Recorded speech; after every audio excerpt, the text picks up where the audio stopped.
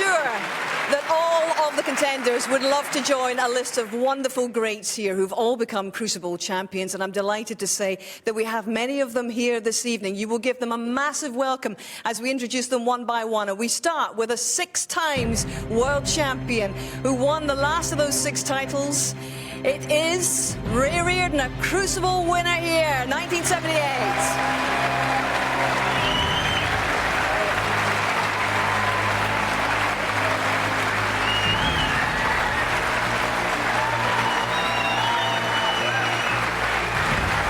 Next, a legend who won the title at his first attempt and continues to shape the state of snooker today. It's Terry Griffiths!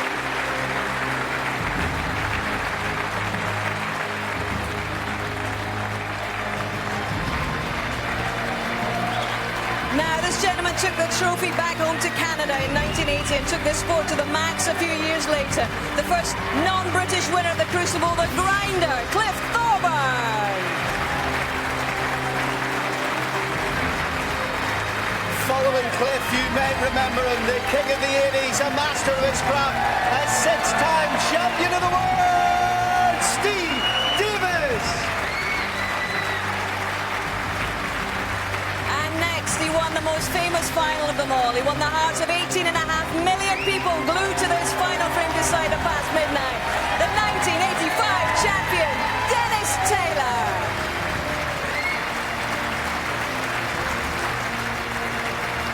Now he is the pride of Yorkshire at 150 to 1. He shook the world in 1986.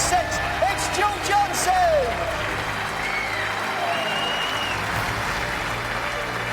Will his magnificent 7 world titles from the 1990s ever be beaten?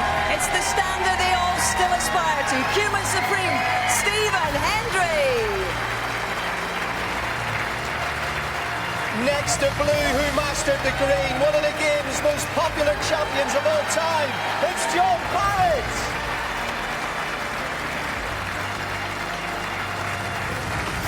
We celebrate 40 years at the Crucible. Well, can it really be 20 years since this man took the trophy home to Dublin? A 3-time finalist, the 97 champ, Ken Doherty.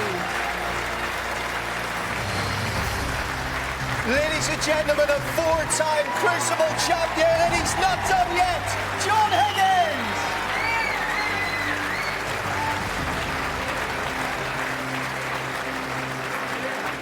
Next, 5 world titles, maximums coming out of his ears, and packed houses wherever in the world he plays. There's only one, Ronnie O'Sullivan! Next, he's been in 3 finals, but 2002 was the year of snooker's Iron Man. He's back for a 24th campaign, the amazing Peter Ebdon. Our parade of champions continues with a man who became only the 2nd qualifier to lift the Crucible title, the 2005 champion, Sean Murphy. Another 3-time finalist, a Scot who got his reward in 2006 in the latest finish ever at nearly 1 a.m. It was worth the wait for Graham Dott. Snooker is a truly global sport, and in 2010 this man took the title down under. Crucible, raise the right for Neil Robertson. And after 20 years of trying, at the age of 38, this man became the oldest champion since Ray Reardon. He won millions of new admirers on the way in 2015. Stuart Bingham.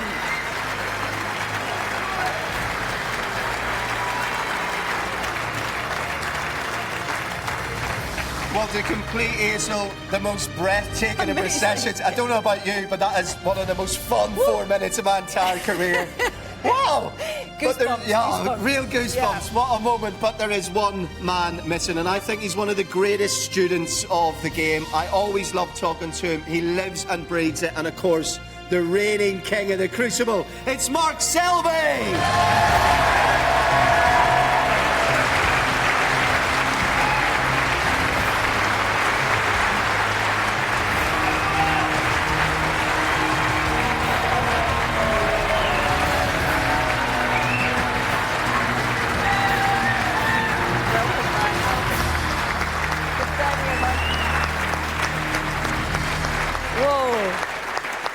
first of all, I think, Mark, on behalf of everybody in the room and everybody watching around the world tonight, what an amazing parade, and it must be an amazing sensation to be a part of this great history of this event in this venue. Yeah, it is. I mean, it's a fantastic tournament. It doesn't matter whether you've been here one time or you've been here 10 times. You still get goosebumps the day before, leading up to the tournament. And it's always been a special occasion for me, the first day before the tournament starts, but this has been extra special this day.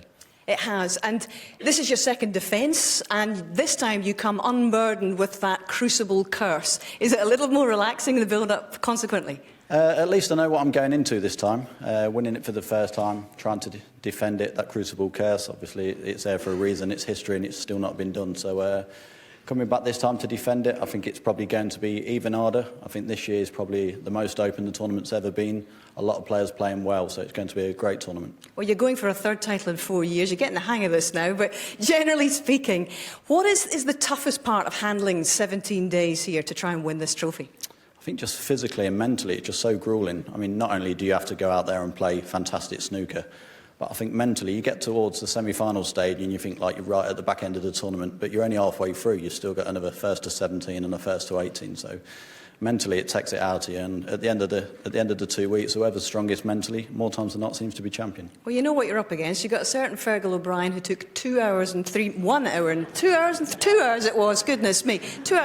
minutes in a final frame decided you're going to have to scrape him off the table tomorrow. Yeah, it's going to be tough. It's funny because I've already walked in my dressing room and apparently he's put a present of a new pair of shoes in there for me already, so I'm looking forward to that. But I mean, no, Fergal's a great guy, great competitor, one of the toughest players to beat on the tour, so I'm looking forward to it. We're looking forward to seeing the match. We're looking forward to seeing you defend your title once again. Mark, thank you very much. Colin, defending champion. I think we've made a bit of a mistake, haven't we? Because we started at the end when we've got over an hour to do 40 years. So let's go right back to 1977. I was born that year. That was the worst thing that happened. But just having a little think, Jimmy Carter, he was elected president of the United States. Sadly, Elvis passed away. What can you remember from 1970? Well, Sorry to put you in the spot. I was just a toddler, obviously. But Virginia Wade winning Wimbledon, that was the same year as well, wasn't it? Absolutely. Queen's Silver Jubilee. And, of course, on that list was right here, right where we were standing, a man called Spencer lifted the first ever Crucible title. Let's take you all the way back to the start.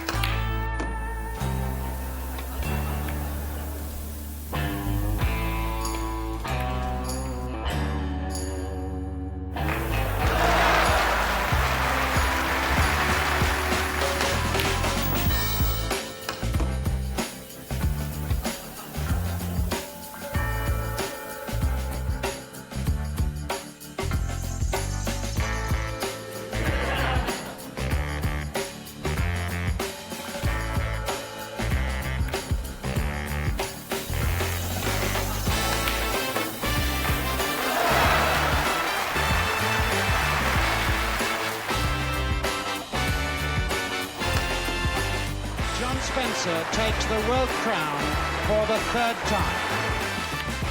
The 1978 World Professional Snooker Champion, Reliving.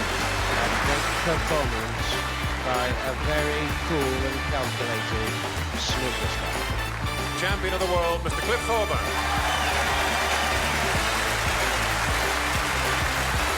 World Snooker Champion for 1982 is Alex Higgins.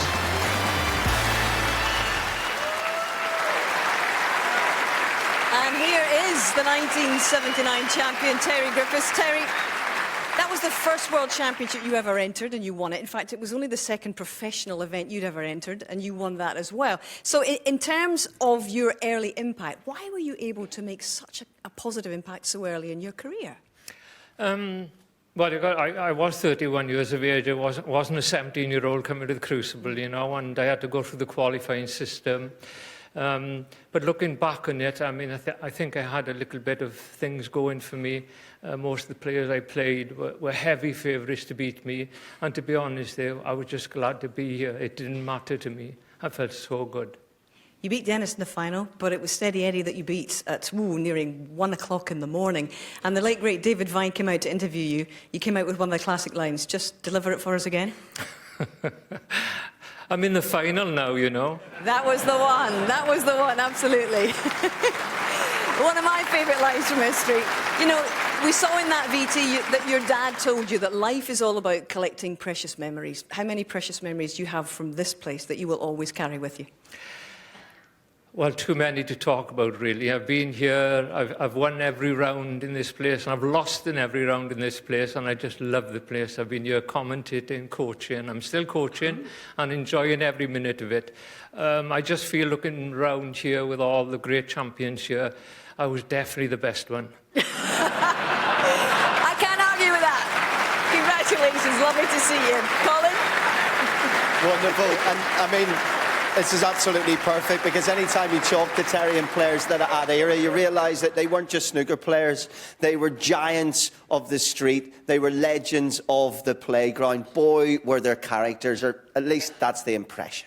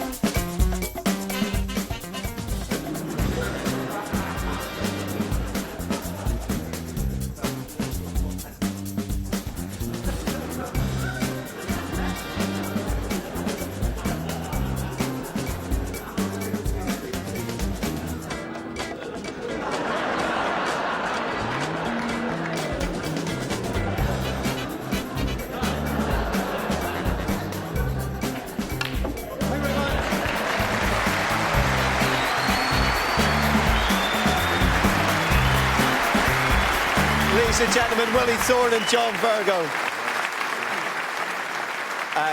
John, a great place to start, because, boy, you know, what if he could be here with us today? How important is Alex Higgins to this history? Well, I've only ever sat in the arena once to watch a match, and I was sat in the players' balcony over there in the semi-final when he made that amazing clearance against Jimmy, you know, and that says all about the Crucible and the magic of Alex Higgins, you know. I really think he added that little bit of stardust to the game, you know. And I was also lucky enough to be in the commentary box when Ronnie made his 147 in 5 minutes, 20 seconds. So if only those two memories go out for the rest of my life, that'll be enough. Unbelievable. And Willie, your faces are as familiar now. I mean, as I said, you were household names in our playground. And even today, it says a lot about how we connect to snooker players, that I would say in any British street, Willie, you're as recognisable as David Beckham. That's the problem with... that's the problem being fat and bold, I'm afraid, but there we are. But I just like to remember some of the players that are no longer with us. You've mentioned Alex Higgins there, Eddie Charlton years ago, Werbeneck, and the great Paul Hunter, who would have said he wouldn't have won multiple World Championships. I think it's... I think there's so many players that have graced this stage, and when I use the word grace, I'm sure you'd agree with me, John. I mean, to play here at the Crucible is a lifelong ambition for every snooker player, and loads of them will never play here. But I still, to these days, when I'm coming down the Parkway, some 16, 17 years since I played here, the hairs on the back of my neck, not on the back of my head, but on the back of my neck stand up. It's fabulous venue. Fabulous. The key word is family. You know, you travel the world together. You get to know each other as much as you would a brother, a sister, a mother, a daughter. But the laughters and the jokes back then, it must have stopped, John, behind closed doors when you were in opposite dressing rooms. Well, it did, but I think what you got to remember in those early days, there was only 1 or 2 tournaments a year. So basically, a lot of time was spent at the bar telling stories, particularly like to John Pullman and Rex Williams and people like that. So there was that camaraderie, there was that bit of fun. Now it's a very serious game, obviously. The more money, the more serious it gets. But in those early days, I always remember coming and sitting with Patsy Fagan, and there was nobody here in the morning session. We'd never had a 2-table situation. Now you can't buy a ticket for love nor money, so... It's amazing how this place has just grown and grown in the 40 years. And, yeah, it's just great to be here on the 40th anniversary. Brilliant. Well, thank you so much for having a chat with us, Hazel. We've just got so many superstars to talk to We this sure evening. have, and it's a real thrill. And in fact, for Colin and me and for broadcasters who work on this great championship, it's a real thrill every year to be here, every spring, as part of this amazing sporting community. And that indeed is what it is. It's also a bit of an endurance test. I don't mind telling you that we're all slightly bonkers and slightly snooker loopy by the end of it. But broadcasters have been up for this challenge since 1977. A very good evening. Through these curtains here behind me is Crucible's Theatre, so aptly named. Willie Galore strikes again. Oh, I say.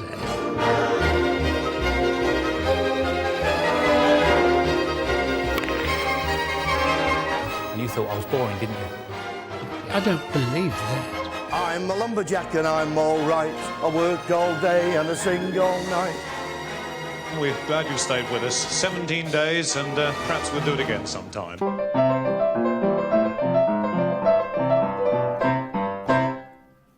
But the black and white rag is still beyond me, I'm afraid. However, now a major part of the broadcasting team is a man who has a wonderful wit and charm and a very interesting personality, which is strange because nobody thought he had one at all in the 1980s. But he's a 6-time winner of this event and, in fact, starred in 7 finals on the trot. He also learned the hard way that you really can't win them all.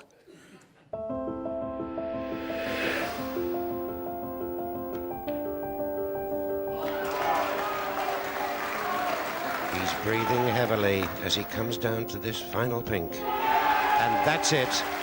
The World Snooker Champion, 1981, Steve Davis.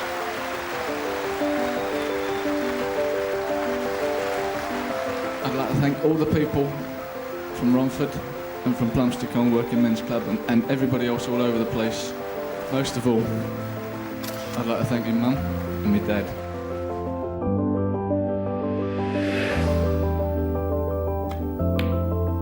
It's all over.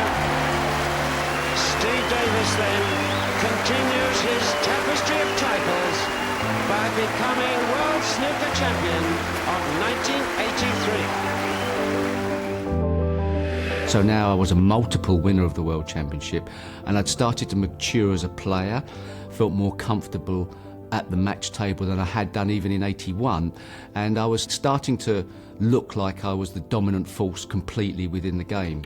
And great performance then by Steve Davis to win the World Snooker Championship 1984. I remember feeling so at home, so comfortable and relaxed, playing so well here, thinking, well, this is the best it's ever going to get.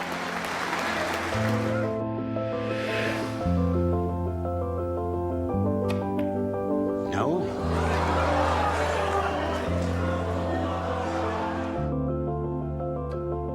He's done it. I don't have any regrets about the loss. It was part of snooker history. To think that nearly a third of the population were tuned in to watch us play a game of snooker, where only I don't know, 13 years previously, Alex Higgins had won the World Championship in '72 in a working men's club. The game had come so far, and it just captured the imagination of the public and moved it on another notch. He won it again in '83 and '84, but he's lost it the past 2 years.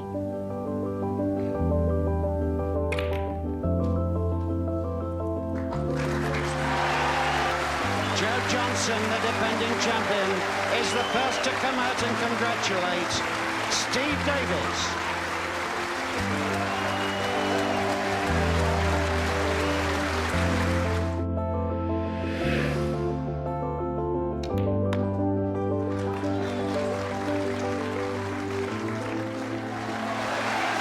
It's all over for the 5th time. Steve Davis becomes world champion. I do remember going into the '89 final, which was the last one I ever lifted. But as the tournament unfolded, I really did start to play some decent stuff, and it was my best win.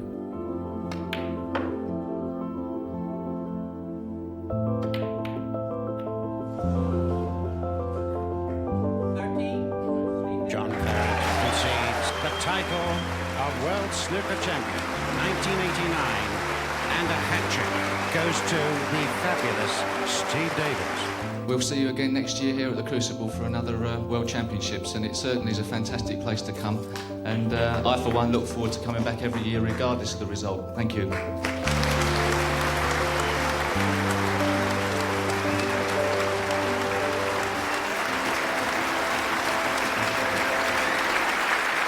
a rapturous ovation for Steve Davis.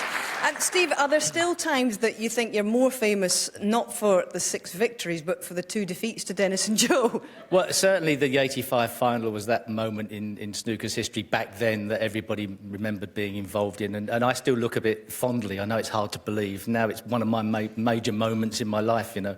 And of course the game changed quite a lot in many ways, and looking back to the '70s, so many great characters in the game, and most people don't know I was brought in to try and redress the balance. And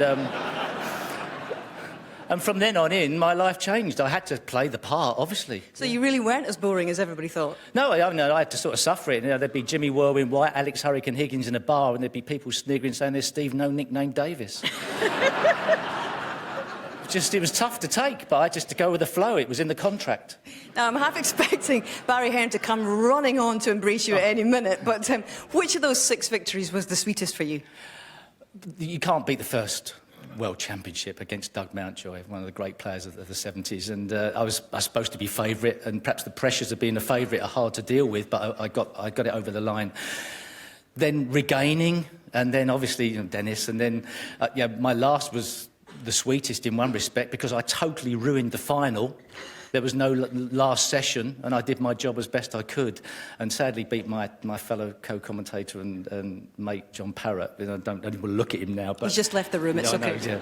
But that was one of my proudest moments in another way. But they're all, as we've all said, playing here is the pinnacle. It's the holy grail. So the fact we've even played here is just marvellous. I think if we had a pound, or you had a pound for every time you've been mentioned at the 1985 final, you would be even richer than you are now, actually. But you're going to have to steel yourself by mentioning it one more time. Colin? I know, I don't want to really do this, but Dennis is here, and we all know the big moment that we have to talk about. Dennis, tell me about when you get beat up in the final in 1979. Yeah, that was more important than that one against Steve, really.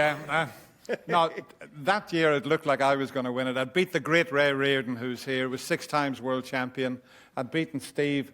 I played Terry in the final, led him 15-13, and he totally outplayed me on the final day. So I had to wait another 6 years to try and realise my dream and ambition to become world champion, and to do it against Steve was incredible. And of course, there's also the homecoming for all of these champions. It means so much to the country, and it also means so much to the town. And I mean, when you did return home with that title in 1985, it was phenomenal. It was scenes we'd never really seen before back in our home country. Yeah, I'd been away from home quite a while. I left when I was 17, and to see the reception I got there, it was just incredible. It was a bit like Ken when he won his title and went back to Dublin. But to go back to it was only a small town, and to have so many people in the place.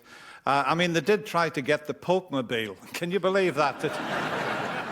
and I finished up on the back of a Range Rover or a Land Rover. Yeah. But that was good enough for me. It was brilliant, yeah. I wanted to recreate, of course, the famous black. It was the first time you were ever ahead in the 85 Black Ball final. But you insisted we recreated the shot that Steve Davis missed. So I'll leave it in your hands.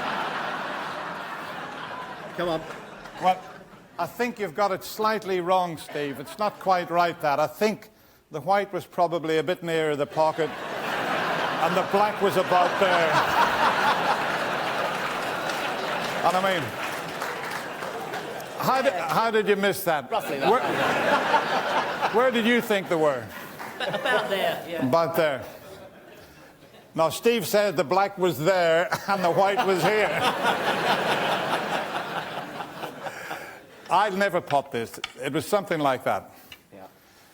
You might have been reaching.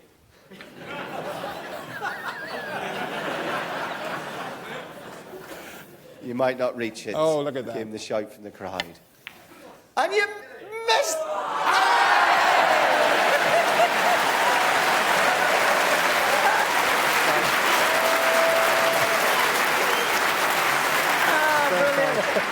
Well played, Dennis. Well played, Dennis. And once again, great sportsmanship from Steve Davis, because you've had to relive that a lot of times, as indeed is Barry Hearn. This man is your client, was your client at the time. What did you say to him in the aftermath? Because you must have known at the time, very disappointing, but the bigger picture must surely have been evident to you then, was it? And still my client now, I want Indeed. to tell you, after 41 years old. I couldn't watch. I was standing behind the back. There was a curtain in those days. I had a driver called Robbo. A lot of people in the audience will know Robbo. And I just turned around and said, tell me he's got it. And I heard the click and heard the crowd go, oh, and I thought, I don't believe it. That ginger muppet, you can't...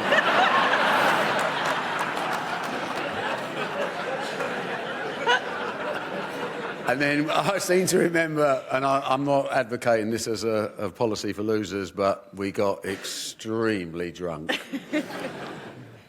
It's nice to have a mate in your corner. And obviously, afterwards, for the week after, back in Romford, I was inconsolable. But fortunately, having a mate like Barry was great, because he signed Dennis up the following week. This is Barry for you, absolutely. But now you're the El Supremo of the sport, and things are changing. Things are going very well, and you're the man who brings us news. And I believe you have news to bring us this evening, Barry. Well, I couldn't think of a stage that was more appropriate, bearing in mind the history that's in this room, to announce World Snooker's decision today to grant 2 invitational tour cards for the next 2 years to 2 players, multiple ranking winners in their own right, but great ambassadors for the sport of snooker. So we welcome back for the next 2 years, as a minimum, Jimmy White and Ken Doherty.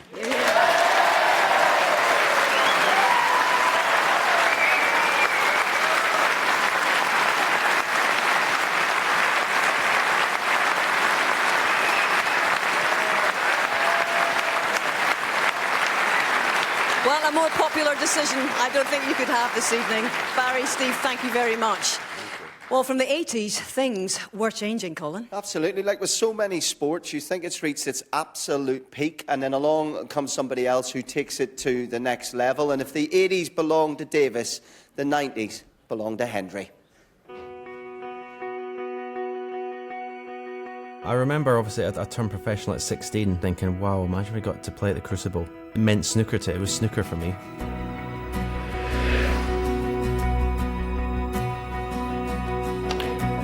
The first one is obviously special. It's your ambition to be world champion. It was my ambition. Stephen Hendry beaten Jimmy White by 18 frames to 12 to become the youngest ever champion.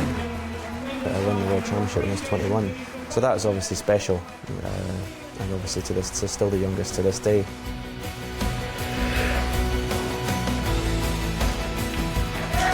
World champion for the second time.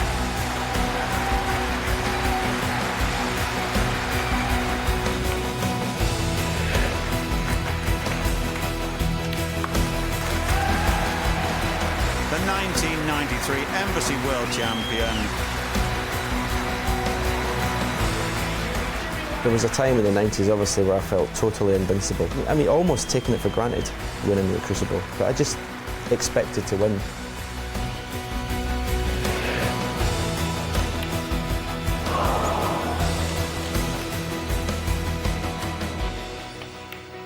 Stephen Hendry has proved once again that he's the best player in the world.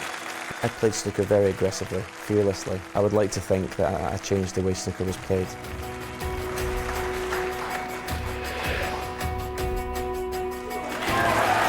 For the 5th time and a record 4 times consecutively.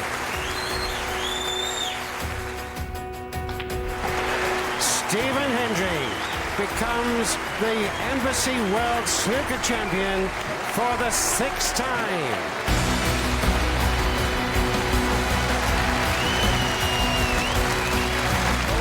Ray Reardon, 6 times world champion in the 70s.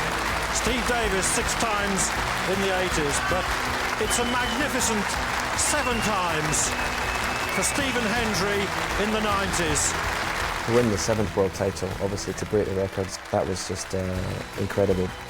And even now when I go there, obviously working for the BBC instead of playing, I still think, God, I'd much rather be out there with a cue in my hand than a microphone.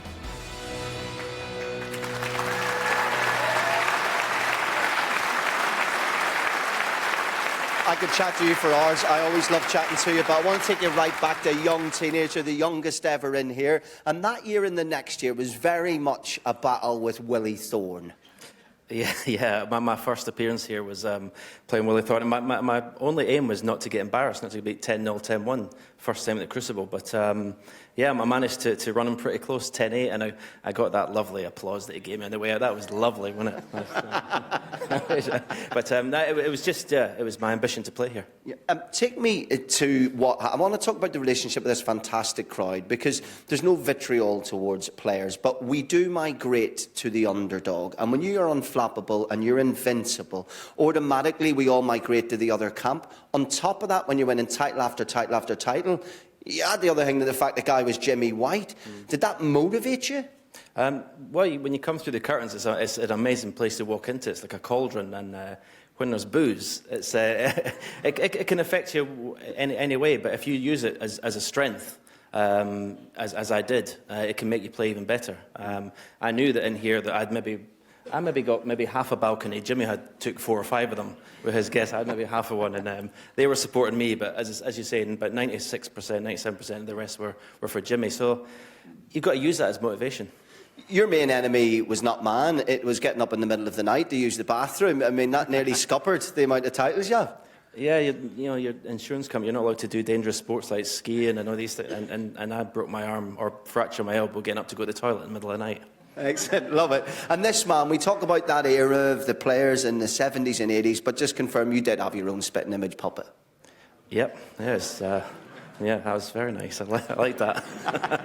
And Hazel, very complimentary it was too. And I know you're going to meet a man who, per soul, has to spend 17 days locked in a room with me. Oh yes, yes. Mind you, there are worse to be spending in a room with you, Colin, I must say. 4 finals, Stephen and Jimmy played together, and of course Jimmy graced 6 finals in all and came home empty-handed after each one. He remains one of the best-loved figures in British sport ever. So, ladies and gentlemen, will you please welcome the People's Champion, the whirlwind, Jimmy White. Thank you.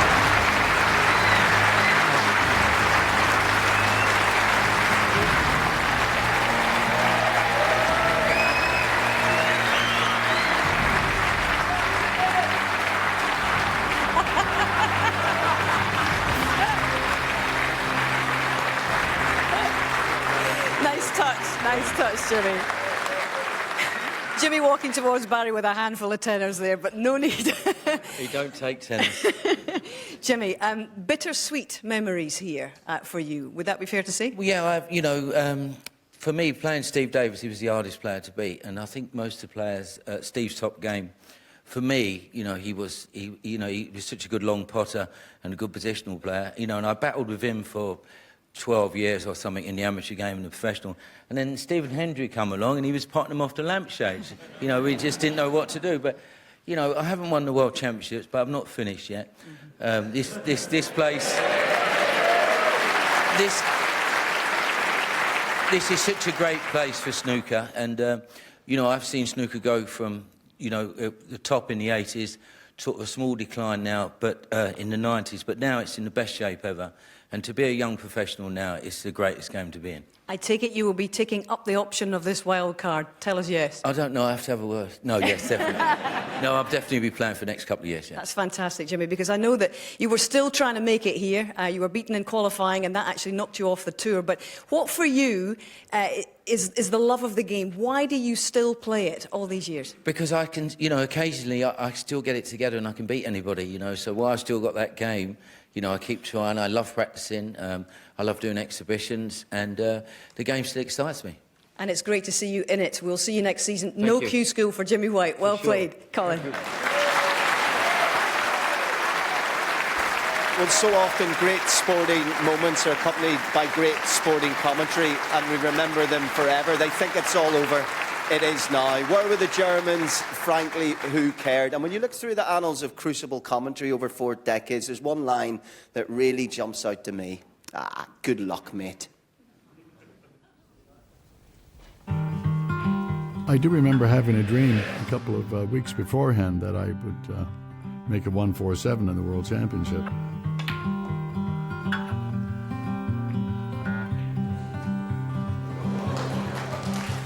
Well, that's one way of getting them, I suppose, and staying on the black as well. When I did have the opportunity to shoot the first black ball, I mean, the balls were actually spread pretty good. These reds are now spread open beautifully. I was sick, actually. I didn't feel all that great, and I don't know what I was running on, but anyways, I managed to keep it going. At a stage like this with just one red left, he stops, blows his nose, and says, let's have a break. And if he can take this red and the black, the colours will be on their spots. So I was thinking positive. Keep rolling. They have actually stopped playing on the other table. Well, now this is the real shot to get on the yellow. He hasn't gone quite far enough. He's left himself a tough shot, but that's 15 reds and 15 blacks that he's taken now.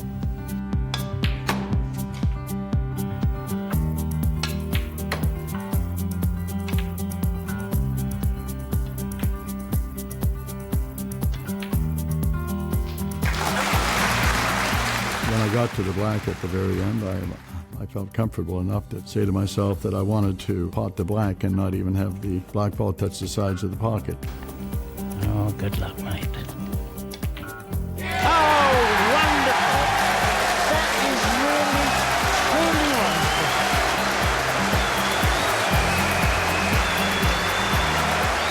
It was a magic moment, a very defining moment for me.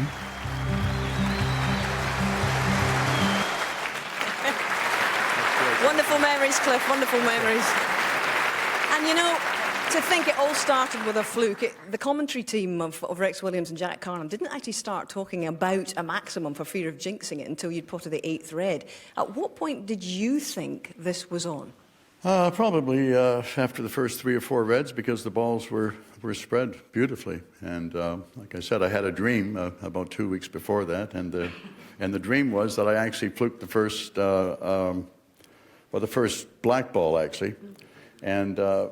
But anyways, the cue ball hit the black, and then it hit the end cushion, right, and then it came and went. It landed right in the middle of all the reds and spread them all out like that, and it was just basically the same kind of thing. So in fact, I had done it before. Extraordinary. Yeah. But with 1 red left, ladies and gentlemen, you had the presence of mind and the discipline to stop, take a breath, blow your nose, and go back to it. How on earth did you do that? Well, I didn't want to sort of drop to my knees with stuff all over my face, you know. I didn't think it would look. No, it's just, it was bothering me, so I had to stop. And of course, I stopped and I walked back to the table and I saw Terry having his tea and cookies there, so that was reassuring for me. But the key ball thereafter was the yellow, and we set it up. Have we got it in the right place here, Cliff? Would you like to have another attempt at this? Because this was eminently missable, particularly in the circumstances, was it not? Because sorry, Steve, but I'd rather have had your shot. Well, bear in mind, ladies and gentlemen, that no televised 147 had been achieved. Steve Davis had made one, but it was to win a car, and I think there'd been a strike at the time, Steve, so it actually wasn't televised, was it? But this was a very big moment for Cliff. Oh, this is just, thanks whoever thought this up. This is great.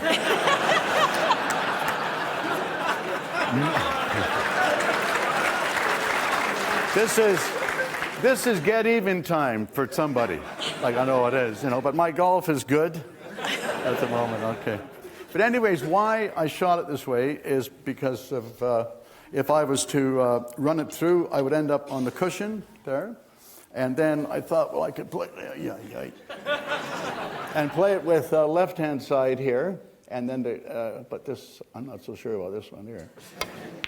Okay. No, but the side, you see, comes out like, Ronnie, you know what to do.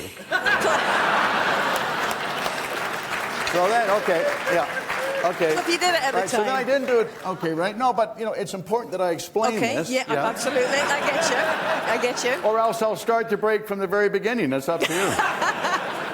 Okay, right. Or else I play it with right-hand side, and this is, holy smokes. But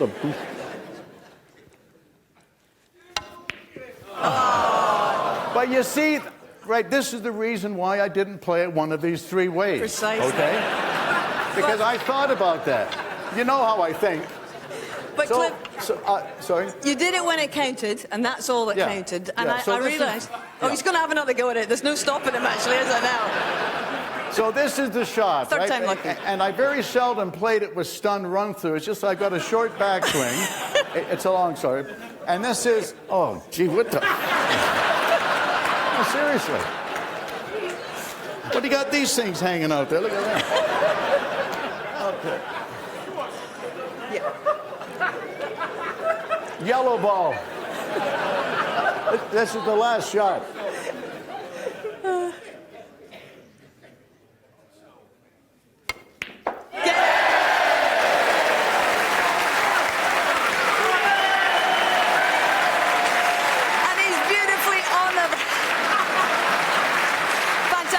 Thank you very much. That's it, the standard. Okay, Thank you. All right. Well, there already has been a 147 here in Sheffield this week. Gary Wilson has achieved that and did it in qualifying tournament. In fact, it was one of 8 centuries that you made, Gary, a second career maximum for you. Congratulations. You're a debutant. What do you make of the prospect of playing here? It's amazing. I've been here to watch a few times, and it's great just even spectating, but to be here and actually play for the first time is absolutely unbelievable. Tell me a little bit about being here the first time.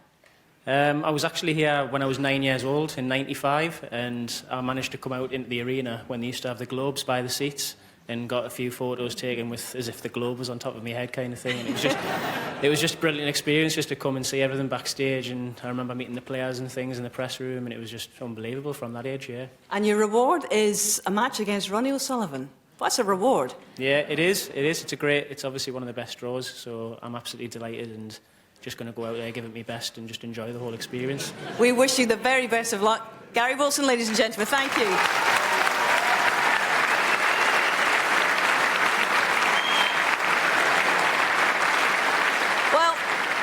Many people would say, why Sheffield? Why the Crucible? Well, it all started in 1976. Mike Waterson was a sports promoter who was looking after this great championship. He'd taken it on the road for a few years, but he was looking for a permanent home. And his wife, Carol, came here to the Crucible to watch a theatre production. She went home that evening. She said, I think I've found your venue. And Carol, you were absolutely right. 40 years later, Sheffield is Snooker City. Sheffield, former Steel City to boom town. In the past 40 years, it has survived the demise of its core industries to become one of the most fashionable and economically attractive regions of the country. Both Boeing and luxury car maker McLaren have recently announced plans to open high-tech manufacturing plants here. Sheffield is enjoying a renaissance. What I think we need to do now is to show how this great city, this great region has changed, has learnt from the past, but has took those values and put them into a modern setting. No, you can never deny your past, but you can learn from it, and I believe Sheffield has learned from that past. By April 1976, the city was making a bitter passage to a post-industrial future. While across the Pennines, the Snooker World Championship also faced an uncertain future. Amid criticism, the championship that year was played in both Manchester and Middlesbrough. The sport was looking for a place to call home. It found a welcome in South Yorkshire. It was always, I think, extremely friendly city, but it was a very industrial city. It was mainly built around the industry of the steelworks, but also around the neighbourhoods, the mining industry as well. Against this backdrop, Sheffield Council had decided to construct a controversial new theatre. The Crucible opened in 1971.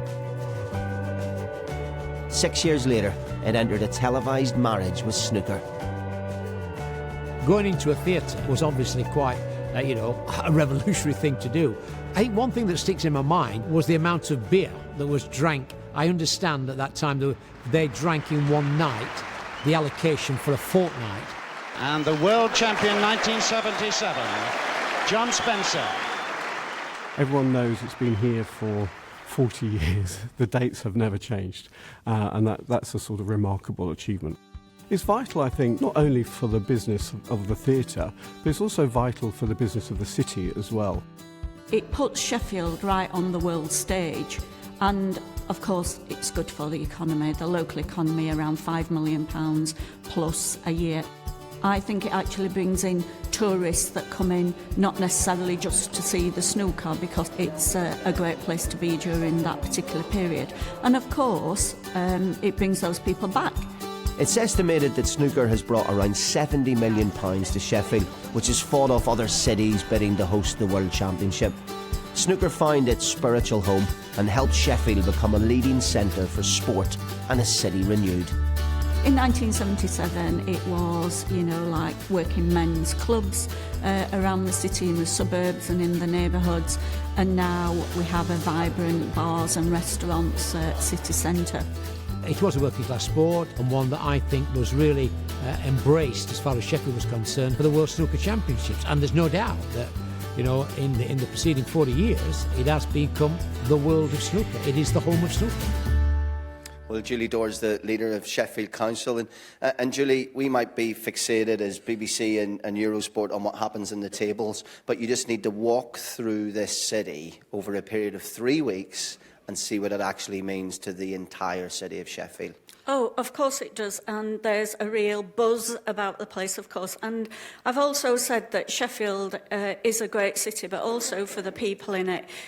Sheffield people are very proud people, and we need to feel really proud of our city, and I think World Snooker brings that pride to Sheffield. So even for people that don't actually come to see the snooker during that period, they really feel part of it because they're proud to be here and they're proud to be a Sheffielder. I mean, I'm not going to take a side. We know we've got two great football teams in this city. We've also got, of course, in the modern era, we see it as a centre of sporting excellence. I mean, actually, Yorkshire as a county can win more Olympic gold medals than most countries in the planet. But how important was the Crucible at the beginning of that, of Sheffield being seen globally as a sporting city? Sheffield's always been seen as a steel city. It's the city of steel. But also, it's now known as the city of sport. It's absolutely the city of sport. And as you say, we have two great football teams, and hopefully, very shortly, one will be going up into the Premiership and one into the Championship. But Sheffield, with gold medalists, Jessica Ennis, etc. And you're absolutely right about Yorkshire, isn't it? It's got won the most gold medals. And as I say, Sheffielders are very proud, and we're very proud of the heritage, and sport is a real major part of that heritage for us. And snooker, being here for 40 years, is just fabulous for the city. And again, I hope that we look forward to another 40 years of it. I'll tell you what I'm actually going to do, Julie. I'm going to send you about 10 yards over that way, because Hazel, 40 years It sounds good, but I tell you what, 50 has a beautiful ring to it. Sure does, yeah. Ruby anniversary this time. A golden anniversary. Barry, Julie, would you like to make formal the enduring commitment between the sport and the city? Because these lovely people are about to sign a document which will keep this great championship here at the Crucible and in the city for another 10 years at the very least, till 2027. And they are putting pen to paper on what is now a guaranteed 50 years of history here at the Crucible for World Snooker. Congratulations. Here's to the next 10 and beyond. Another decade of champions to be added to what we've seen tonight, and to have them all in this room tonight, so many of them, is a list of absolute legends. And I know we talked to people who've won it 7 times and 6 times and 5 times and 4 times, but the beauty of the World Championship is you only need to win it once. A former bus conductor and insurance agent, now world-class professional snooker star.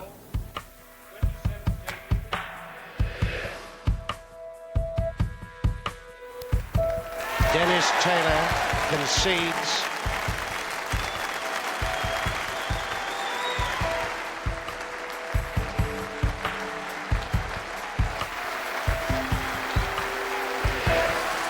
The world title for the first time going across the water to Canada. But I'm sure you'll agree he's a great champion. Yes, he's got, as they say in Canada, he's a grinder, but he grinds very hard, I promise you. It's amazing every player's ambition when they turn professional is to become world champion. It's just impossible to put into words how I felt after being a professional for 13 years to eventually have rolled that black in, and I think it said it all the way I reacted.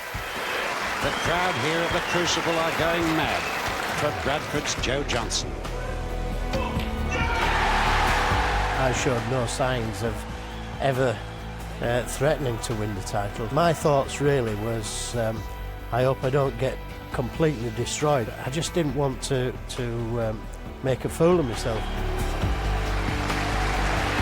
To actually do it, and then have my father there as well. He came out into the venue, and the manager was over the moon, obviously, and good pals, and my wife was there. And very special feeling. I mean, I'd like to have enjoyed it a little bit more, but you're so buzzed up at the time with winning and everything that you tend to forget about that part of it, but that was very special.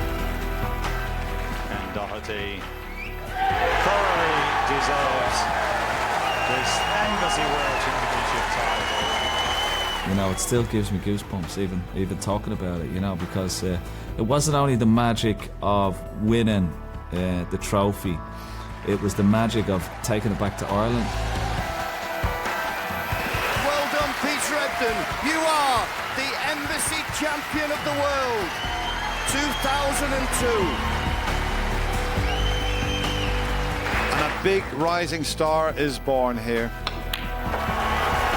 Sean Murphy has beaten Matthew Stevens to win the Embassy World Championship.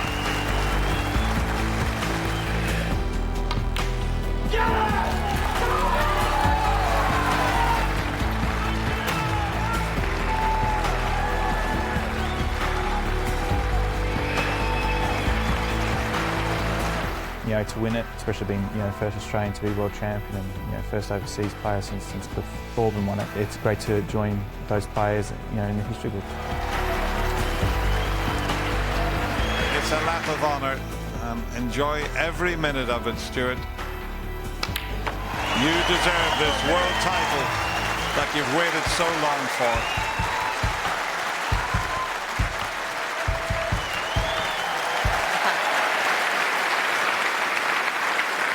Yeah, and our hero from 2 years ago joins us now, Stuart Bingham.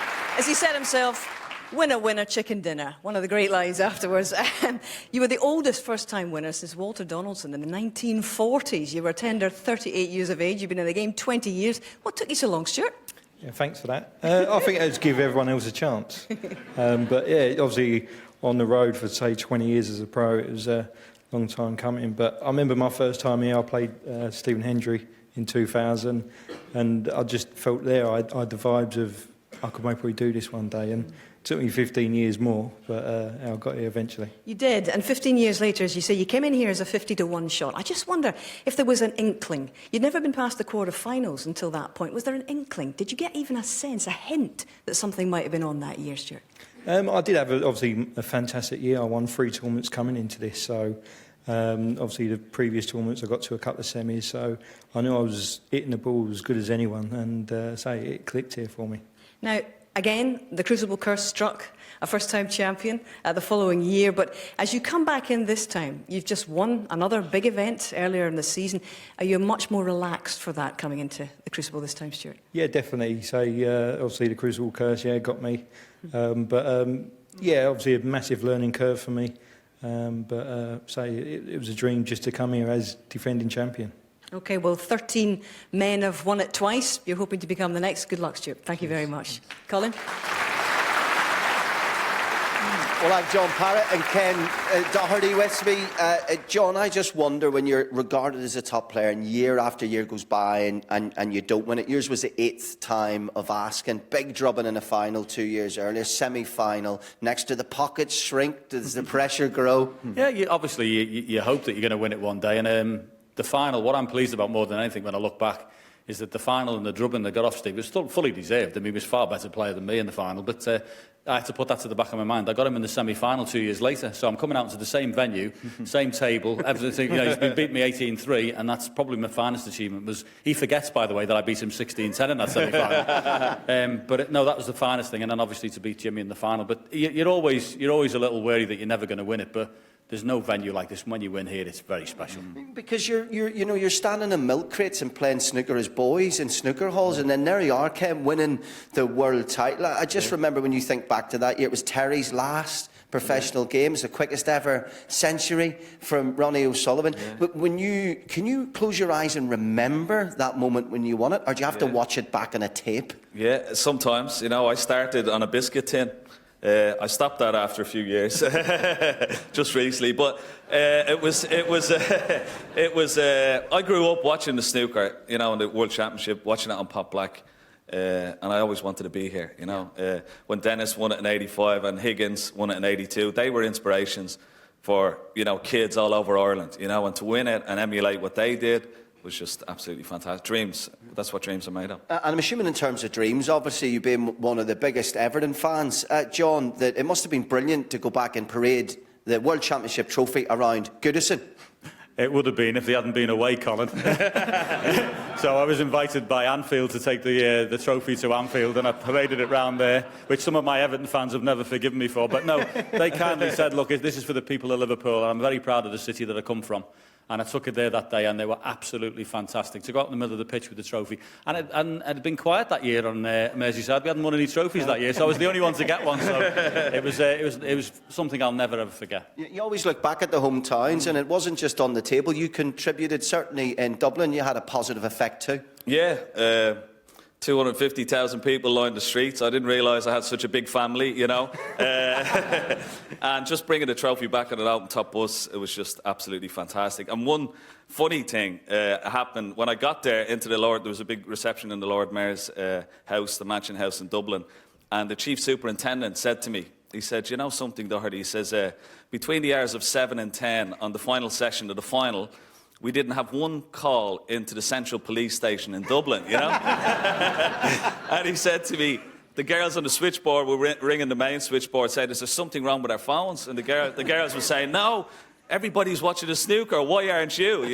And he said to me, he says, "You should be on telly more often." He says, "You'd make my job a hell of a lot easier."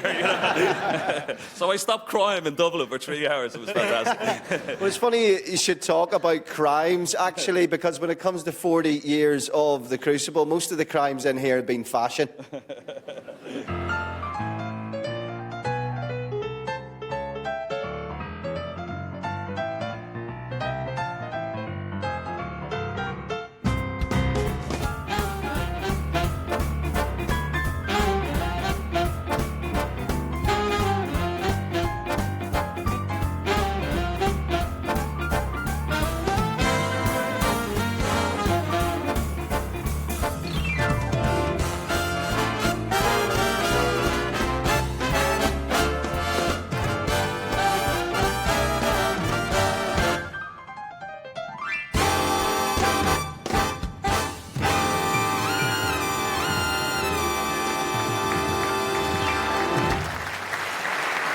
Dominic, what did you do?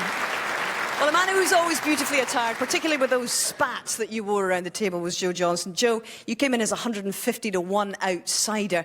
Take us through that fairy tale tournament, and what remains the clearest in your memory from that amazing run that year? So I was only 150-1. Thought it'd have been more than that. But yeah, it was. It's every player's dream, as everybody said. And nobody expects to win it, especially if you haven't won it before. If you've won it previously, then obviously it's in your mind and you know that you can do it. But as far as I was concerned, I just wanted to win a match here because I'd never won a match here. And it was incredible that I won a match and all of a sudden I felt part of the tournament, and that was the first time ever.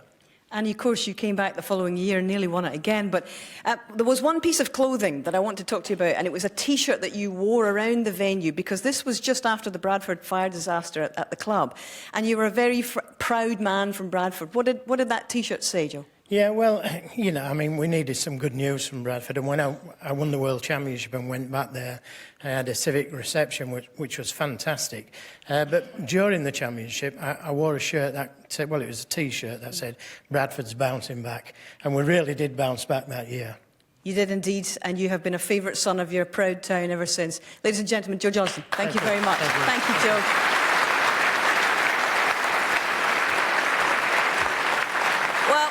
6 years after Joe won that title, 1992 was a year which would prove to be highly significant for snooker, because in that year, 3 of the Crucible's most decorated champions all turned professionals. They are the stars of the golden generation.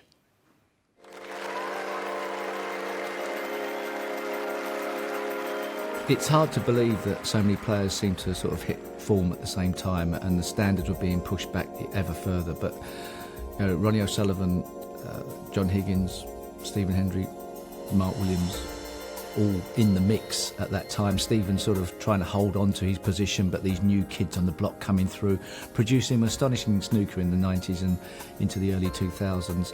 And it's very rare that you get those types of players all coming at the same time. Well, it's almost like a sort of golden era of talent. 3 of them are the 3 that you always be looking for in every tournament. I mean, the battles obviously they've had together have been fantastic.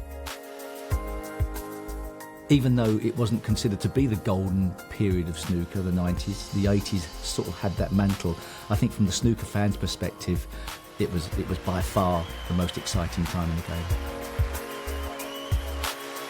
And it wasn't nice because they stopped me winning a lot more of the major tournaments, and I've been beaten in finals by them all. Very prodigious talents, different personalities, but once on the snooker table, they were, complete assassins. Ronnie O'Sullivan has been the most amazing gift to snooker I think we've ever had. Just an astonishing character and an astonishing player, and probably the biggest genius we've ever seen on the snooker table. To come back after a year out and win the title as he did, I just thought was extraordinary. I know the word genius is used a lot, but he is a genius on the snooker table. I think of all the players that Ronnie O'Sullivan, when I talk to Ronnie about certain players, he really has the utmost respect for John Higgins. John Higgins took the level of snooker, match play snooker, to a level higher than perhaps I'd done. And the best all-rounder there's ever been in the game of snooker. And whether you'll ever see a player as good an all-rounder in the game again is arguable. Just like a Steve Davis, basically. Every part of it, no department that had a weakness. Fabulous match player, tough to play against, safety brilliant, scored heavy, a work ethic, everything you'd want, and a brilliant temperament on top of that. Ronnie O'Sullivan's won 5. That's probably why John Higgins has only won 4. He hated to lose, and that in itself was a motivation for John Higgins. And I remember when they first come through as youngsters, Steve Davis was quoted that someone asked him who did he think was the best, John Higgins or Ronnie O'Sullivan. He said, I think Ronnie O'Sullivan's got more talent, but if I had to have one or the other playing for my life, I'd pick John Higgins.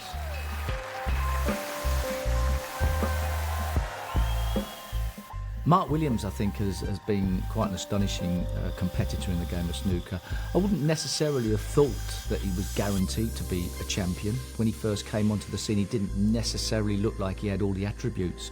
But what he's got and what he had at that time was this fierce determination and a competitive instinct that I think you couldn't teach at all, and granite under pressure. One of the best potters I've ever seen in my life. Has he underachieved? He's certainly not won as many as Ronnie and John, but different characters, and I think that's what added to it as well. You know, you've got Ronnie who can be up and down, you've got John Higgins with this great determination, you've got the laid-back Welshman, you know, who's just sauntering around the table, knocking the balls in. But that temperament, above all else, I mean, you could be bombarded or barraged by breaks, never bothered him. He came back and played. A fabulous, fabulous player. The record for ranking tournaments between all of them is just phenomenal, you know, and to do it year after year for so many years, and even now, you know, the three of them still at the top of the game, in the top 16 in the world after about, you know, 20 odd years as professional. It's quite an incredible career, and more often than not, they're at the business end of most tournaments. No, you won't see that again. You won't see that again, because I think we're struggling probably to have younger players coming through in ones, let alone twos, and certainly not in threes. But you'll never get three like them again. No chance.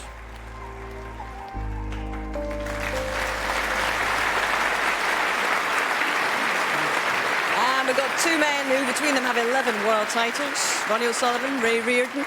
And I just wonder, gentlemen, you two worked together when you won the second of your titles, Ronnie, in 2004, very ably and abetted by this gentleman here, Ray. But when did you first become aware of the feats of Ray and those who've gone before in snooker? What age were you when you really dialed into this sport? I suppose it was when I was watching Davis win in the 80s, you know. That's when my dad sat me down when I was 10. He says, like, if you want to be a champion, then look no further than Steve Davis. And that's when I started to look at records and who I wanted to be like. So, yeah, but then I don't think you really grasp it until you actually come to the Crucible and experience the atmosphere. And then you start looking at how many times the players have won it, and you see his name 4 or 5 times on the spin, and then Hendry 6 on the spin, Davis 5 on the spin. You think, wow, they're legends, you know. So you're just happy to be amongst them, you know. And to work with this man, obviously, Ray, must have been a great thrill for you in 2004. And it must be a very different sport, a different kind of sport, because you and Terry and others, you were holding down different jobs at the same time, weren't you? It was a pleasure. When I had a phone call from his dad said to me, he said, what do you think of my son? He said, do you think he should be winning more tournaments than he is? I said, yes. But I said, we don't want to have a triangular talk here. I said, get him to ring me, which he did do some months later. And when we met up, it was fantastic. He was in the practice room when I arrived here, and he put his hand out to me to shake hands, and I disregarded his hand, and I just gave him a hug like this. And that's how the relationship went, you know. Yeah. And my biggest idea was, I mean, he gave me 10 years to my life, actually. He made me 10 years younger. Thank you very much. It's a pleasure. It was a privilege and a pleasure, but the trouble was, there's nothing I could teach him about potting balls. No one can pot balls better than this man. He had more control of the white than anybody I've ever seen. But the idea was, how could I get him to enjoy playing defensive? Because he didn't like it. He didn't like the defence. He's an attacking player. So in his life, he always wants to attack. And one day, he said to me, he said, I want a little bit of practice on the defence. And we went into a defensive situation. People say to me, they said, well, you're a defensive player. Look, you don't win 6 world titles on the defence, that's for certain. I like it, Ray. I like it. I think, Ronnie, you've had a kind of up and down relationship with the Crucible over the years, but I just wonder, as you're maturing into your 40s now, is the enjoyment factor higher coming back to the Crucible now? Yeah, I was just sitting next to John, and John said, do you still get a buzz when you come out? I said, yeah, I enjoy it more now than I did when I was younger, because I feel like I'm a bit more consistent. And I think 17 days here of up and down, it's a nightmare. Trust me, I've been there. But 17 days of this is fun, and you can enjoy it. So I'm probably enjoying it more than I ever have. John doesn't seem to enjoy it as much. Well, I'll tell you what. He was like, he preferred it when he was younger, but swings and roundabouts, isn't it? It is. Well, this man won the last of his titles at age 45. You've still got 4 years to go to catch him in terms of that. But we'll throw over to John. Let's get your impressions, Colin. Absolutely, he can get his own back there. But the truth is, when we're sitting in the sofa doing the punditry, any chance Ronnie has to wax lyrical about you, he does it. And we've just watched the last piece of video where you've got so many greats of the game that are here tonight paying homage to your all-round game. I'm sure it's very humbling. Yeah, of course it is. I mean, Steve Davis, he was my hero growing up, but then obviously Stephen Hendry came along from Scotland, so he was a big hero for all the Scottish boys that we could try and emulate Stephen. And then, for then on, as you say, to come and play your heroes here at the best venue, it's an unbelievable feeling. I mean, do you get more philosophical as you get older? Do you drive to the Crucible and think, well, what will be, or do you lust and crave that trophy as much as you did when you were a teenager? I don't know, but I was sitting next to Ronnie there and I says, these pockets look really tight. So I don't know what's going to happen over the weekend. But no, listen, you've came and I've been so lucky. I've won it a few times, and it's a great feeling to come and win it. And you would love to try and play well again and see what happens. So, any chance we could have a Higgins 147 at the Crucible, please? Yeah, I'd love that. I mean, I don't think I've really ever been close. I know Ronnie said about 5, and same with Stephen and people like that, but there's so much pressure now, especially just playing here, just to win frames, never mind to make maximum. So you take your hat off to those players doing that. Brilliant. Well, listen, Hazel, a golden generation, and they're not done yet. They sure aren't.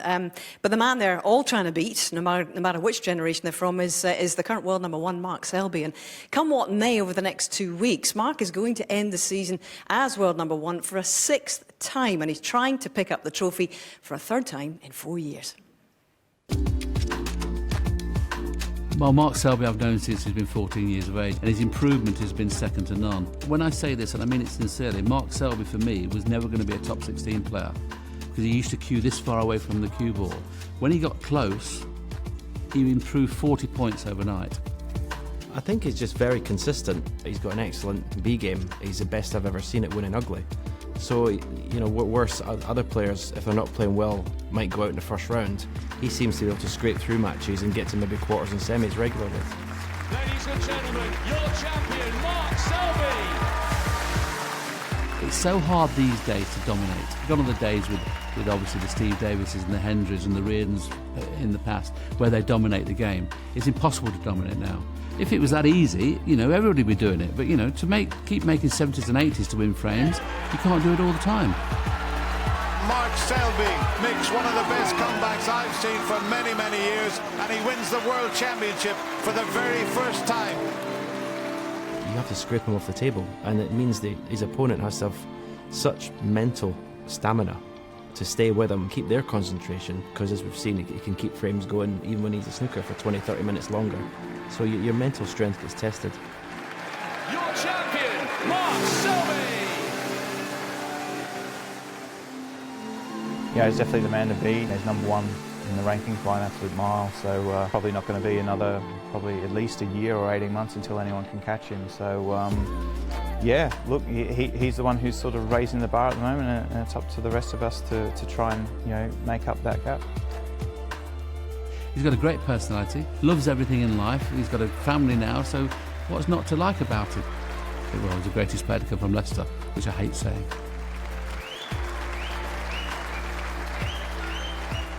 Well, I love the guy. The man who's standing in his way tomorrow as we get the 2017 World Championship underway is Fergal O'Brien. And, I mean, OK, we now know you've carved out a little bit of your own history with the longest frame ever. Whether I liked it or not. You know, it's an amazing... I just love the fact that you're here, because just talk me through how close you've been, like 5 times in a row, complete heartbreak. Absolutely, yeah. The last 5 years, as all the players have qualified, it's more nerve-wracking nearly upon sports trying to get here. And the last 5 years, I've lost the last match, including 10-9 on a pink, 10-9 on a black, and 10-9 on a re-spotted black. So obviously, when it got to 9-all, it went so scrappy, literally the fear of making another mistake to go back to my room like a zombie haunted. Watching it on telly, demented for weeks, obviously overtook then, as is literally the fear of making another mistake. you know, obviously overriding. Obviously, I took a little bit longer than I probably needed or should have. But finally, I said I got through. So all that emotion was going through, regardless of the pressure of trying to qualify anyway. I promise tomorrow I'll be a lot better. Brilliant. I think that answer was about 2 hours and 3 minutes, wasn't it? Listen, best of luck to you. Best of luck to you. And who knows, this is where dreams are made. Absolutely. At least I'm here.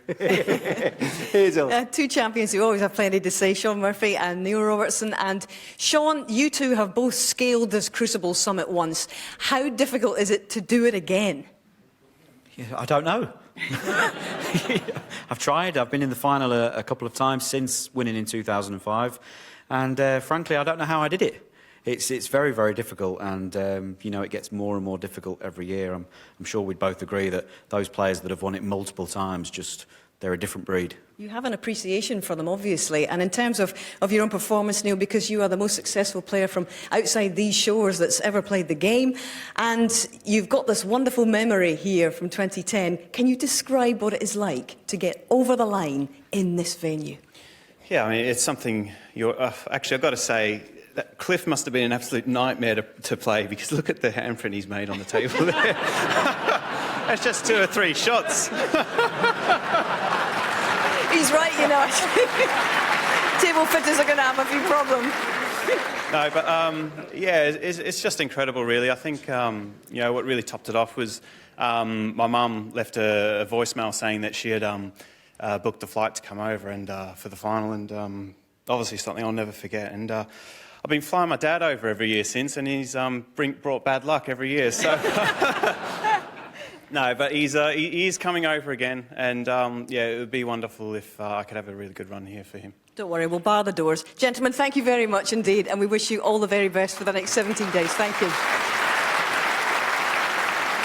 And Colin, we have the trophy over here, which has been played for the last 90 years, was bought by Joe Davis in 1927. Doing that introduction at the start of the programme, we were so afraid we'd trip over words, we'd get it wrong. That was nerve-wracking, lifting that trophy up and putting it here. Because, Hazel, for all the different characters and all the different personalities and all the mega stars over 40 years of snooker, this is what humbles everybody. Yep. To get your hands in this after 17 days, and it is just magical to be this close to it. The little lady on the top, who will be giving her a little peck on the cheek in 17 days' time on the 1st of May. We will soon find out. But I tell you what, we're going to add 17 days' worth of memories to the archives in our memories, aren't we? But we've added a few tonight as well. It's been a great night.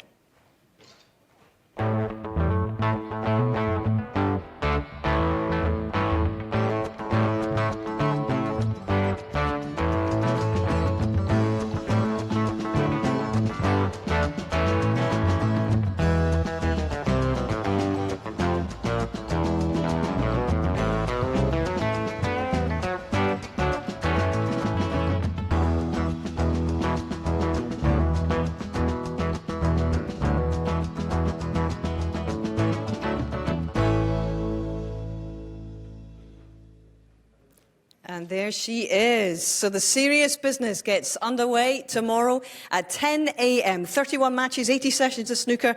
The best of 705 frames worth of the snooker to get us a new champion, or perhaps a man who's already won it before. 17-day stretches before us, and you'll be able to see it all with us on BBC Sport from 10 a.m. in the morning as the defending champion Mark Selby takes on Fergal O'Brien, and that little Glasgow derby between Anthony McGill and Stephen Maguire kicks off. So I trust that you have got your supplies in for the annual snooker marathon. Not too much carb loading, mind, and make sure that you keep a nice clear head for the morning.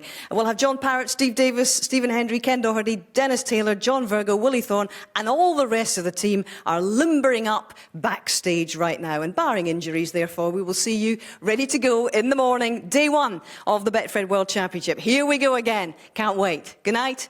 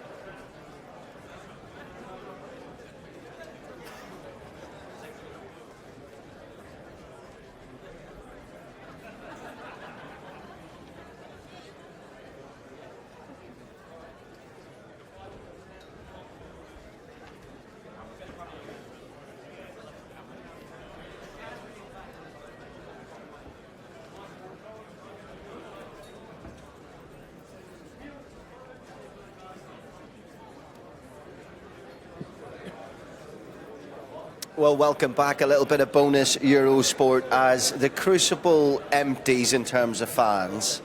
After what has been a night, I don't think I'll ever forget it, Jimmy. Listen, it's absolutely amazing. You know, for me to get my wild card, I had an indication that I might get it next week. I'm delighted. I'd like to thank World Snooker and Barry Hearn. But I think this tournament this year is going to be one of the best because the two Chinese boys, we've been talking about 3 Chinese boys coming through all season, and 2 of them are here, Bin Tao and Yu Long. So I want to see how they perform. And before we looked at 2017 and what we have in Eurosport over the next 17 days, what a photograph this is that's being taken right now, Neil. Every champion from the last 40 years, apart from Mark Williams, who's walking this planet, in a picture together. We have all of those taking part in this year's tournament as well, and this will hang for decades on walls of these players' houses. Sitting in fireplaces, and I'm sure it'll take pride of place even at the Crucible. It's very difficult to recreate something like this, all these guys here. And I'm thinking actually tonight about these debutants. They must think, well, I thought it was good to be involved in this, but look at this. I'm here tonight with all the great champions. Now I really know what it is to be involved at the Crucible. And for some of these guys, they've got to not let the occasion get to them, because these champions never did. Yeah, and you know, we talk a lot about the era of the character, when there was less money, Jimmy, involved in terms of what you were picking up. And from that point of view, I think they were working class heroes. You were a working class hero. Yeah, I think, you know, it's gone to, like in any sport now, you know, you don't, if you see a footballer out on a Thursday night, he's going to get milk, he's not going to have a drink. And it's a little bit like snooker players now, they all give it 100%, they're all fitness fanatics. One thing I want to say though about the debutants here, they've got to get used to that two-table situation when someone's clapping on the other side. If they've got anyone good in their corner, which Griffiths is in one of their corners, I'm sure he'd have explained to him. Apart from that, it's still a snooker table, and it doesn't get that daunting until it's the semi-finals, one-table situation. And any young player who's going to go deep into this tournament, I'm sorry, it doesn't matter if you say, oh, I'm young and fearless, I come from a different breed, I practice 12 hours a day, I look after my body, I go to the gym. You still need to learn to play at the Crucible, Nick. Yeah, listen, you're right about it. Fitness and all these things mean a lot, but you've got to have something else. You've got to have that instinct, you've got to have the hunger, you've got to have the desire that some of the great champions have had. You know, when you look at the likes of Steve Davis, who won this title 6 times, he had everything, and it didn't matter. He had so much hunger for the game that really, and he had money, but that never meant anything to him because he wanted to do it again.